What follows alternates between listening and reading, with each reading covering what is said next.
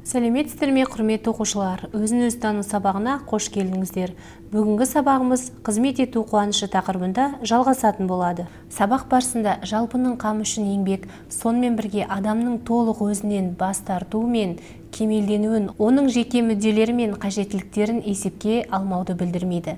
Адам әдетте басқалардың жағдайы, ең алдымен кімге қызмет ететіні туралы ойлағанда ғана нағыз шебер болады.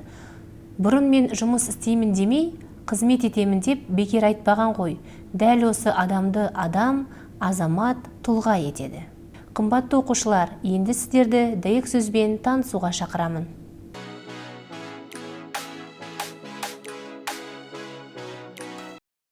Халқына қызмет ету азаматтың кемелденуіне, өрісінің кеңеюіне үлкен әсер етеді. Дәйек сөзді оқып, мағынасын түсініп алыңыздар. Халқына адал қызмет ету адамға қуаныш, шығармашылық, шабыт сыйлап, жаңа игі бастамаларға талпындырады.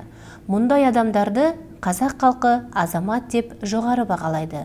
Сондықтан да әрбір адам тек қана өзінің жеке басын, өз пайдасын ғана ойламай, өзгелер үшін де жақсылық жасауға ұмтылып, айналамызға риясыз сүйіспеншілікпен қызмет етуді өзімізге парыз етіп қарауымыз керек.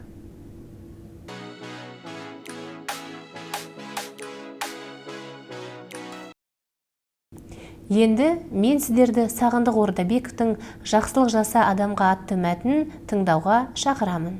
Жақсылық жаса адамға, Сағындық Ордабеков. Қай қоғамда болмасын, адамзат үшін ең қажетті, ең киелі екі мамандық иесі бар. Біріншісі дәрігер, екіншісі ұстаз десек, тәжірибелі де білімді дәрігер нағыз құнды маман. Өйткені денсаулықтан артық бұл жарық дүниеде қазынабайлық жоқ. Дәрігер күректеп ақша таппаса да, өз еңбегінің, білімінің арқасында сырқаттарды жанына батқан ауруларынан айықтырып, олардың өмірін ұзартуға себепкер болып жатқанына іштей риза болып қуанады. Жүрегі жылып, жаны семіреді. Сондықтан да дәрігер мамандығын адамдарды жақсы көретін жандардың ғана таңдауын қалар едік. Адамдарды сүйген адамдар ғана жақсы дәрігер бола алады. Қазақтың ұлттық академиясының алғашқы президенті Қаныш Сәтбаевтың қызы, медицина ғылымдарының докторы, профессор Қаниса Қанышқызы дәрігерлік мамандық туралы былайша толғанады. Алғашқы дәрісінен бастап, өз шәкірттеріме медицина қызметкерлерінің еңбегі әрі құрметті, әрі жауапты екендігін әркез айтып отырамын.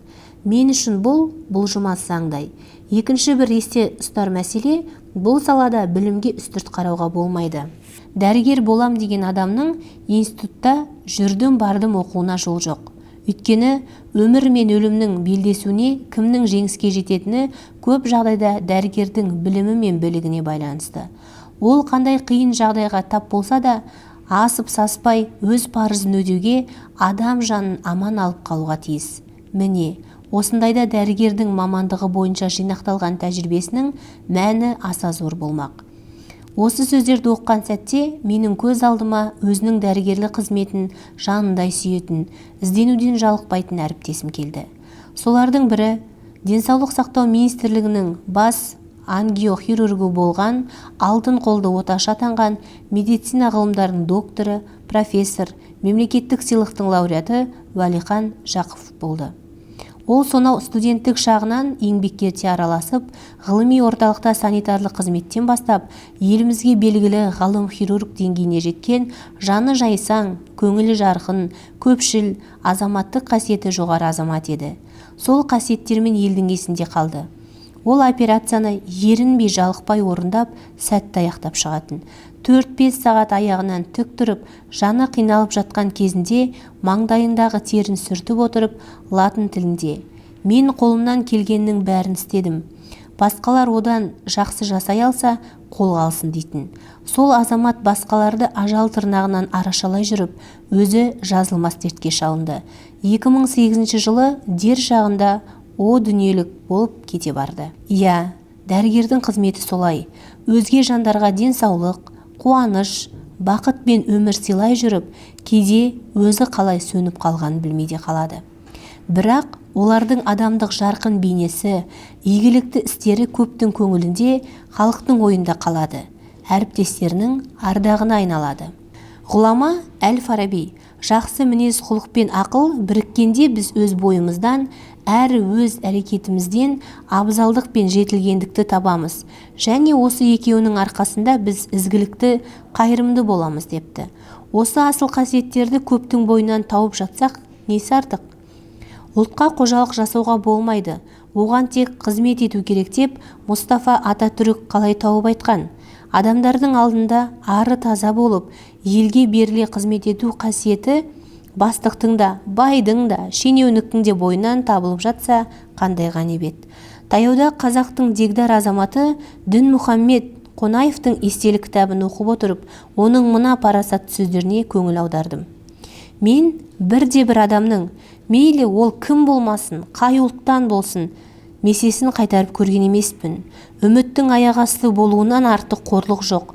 Жердің үстімен келіп, астымен қайтқанынан асқан азап болмайды. Жақсылығыңды адамға жаса, сол үшін жаса. Сол үшін елдің сенген тізгін ұстап отырсың. Күнде жұмысқа келе жатқанда осы ой жетелеп кеп табалдырықты аттатырады деп жазған екен ол. Осы дана сөздерді оқып отырып, еріксіз ойға берілесіз. Осындай ұстам қазіргі билікте отырған кейбір шенеуніктердің бойынан табыла бере ме екен? Қайдам, менің оған күмәнім мол.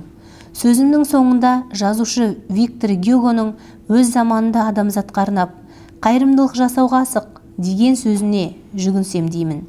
Неге десеңіз, бұл сөз әлі де құндылығын жоғалтқан жоқ. Сондықтан қолдан келгенше біреуге жақсылық сыйлауға, қиналғанда қол ұшымызды беруге, қайырымдылық көрсетуге әрдайым асығып тұрарлық.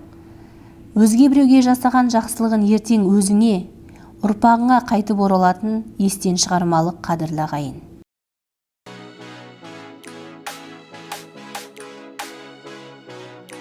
Қымбатты оқушылар, енді мәтін бойынша сұрақтарға жауап беріп көрейік.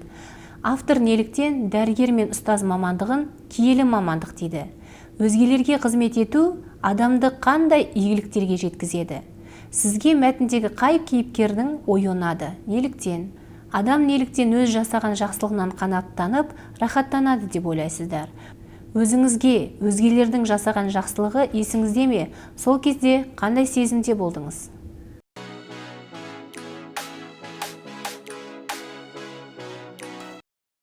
Оқушылар, ендігі кезекті шығармашылық жұмысқа берейік. Тапсырмаларды орындай отырып сіздер бүгінгі тақырып бойынша түсініктеріңізді кеңейтесіздер. 4-ші тапсырма. Сіздер болашақтағы мамандықтарыңызды қалай таңдайсыздар? Бұл таңдаудың қандай себептері бар? Кестені дәптерге толтырыңыз. 5-ші тапсырма. Асар тобының жоспары бойынша жасыл таза ел акциясын жүргізіңіздер.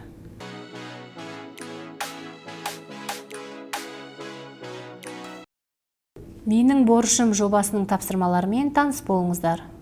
Бұл кезеңде жоба нәтижелерін презентациялауға дайындық жасайсыздар. 1. Жыл бойы әр күнде бір игі іс мақсатымен жасалған іс-әрекеттер мені және менің өмірімді қалай өзгертті тақырыбында қорытынды жасаңыздар. 2. Борыш тақырыбы бойынша дайындаған дәйек сөздер мен нақты деректер сериясы бойынша жасаған материалдарды кітапшаға айналдырыңыздар. 3. Әр оқушының жеке жасаған түсіндірме сөздіктерін бір жүйеге келтіріп, біріктіріңіздер. 4. Қуанышыммен бөлісемін акциясы бойынша слайд әзірлеңіздер. 5. Ең басты мамандық адам болу тақырыбында өткізілген акция нәтижелерін әлеуметтік желілердегі парақшаларыңызда жариялаңыздар. Құрметті оқушылар, бүгінгі сабағымызды ақиық ақын Мұқағали Мақатаевтың «Оңай сөз ғой отанды сүйем» деген өлең шумақтарымен аяқтағым келеді. Оңай сөз ғой отанды сүйем деген Мұқағали Мақатаев. Оңай сөз ғой отанды сүйем деген, не тындырдың басымды иемменен, оңай сөз ғой құрбым-ау, оңай сөз ғой отан үшін өлемін күйем деген. Өлім деген ерліктің керегі ме, өлмей-ақ қой бос сөздің керегіне, егер отан сыңсыған орман болса, жапырақ боп жармасқын терегіне. Самалы бол отанның салқындаған, сандуғаш бол сайратсын алтын далаң, семсері бол отанның қынабында, сертке ұстаса селт етпей жалтылдаған. Шетсіз, шексіз, қиырсыз ұлы дала, шуақ болып шашылмай жылына ма? Сүй отанды шынымен сүйіп өтте, гүл боп қадал ойына, қырына да. Осымен құрметті оқушылар, бүгінгі сабағымыз аяқталды. Келесі сабақта кездескенше сау болыңыздар.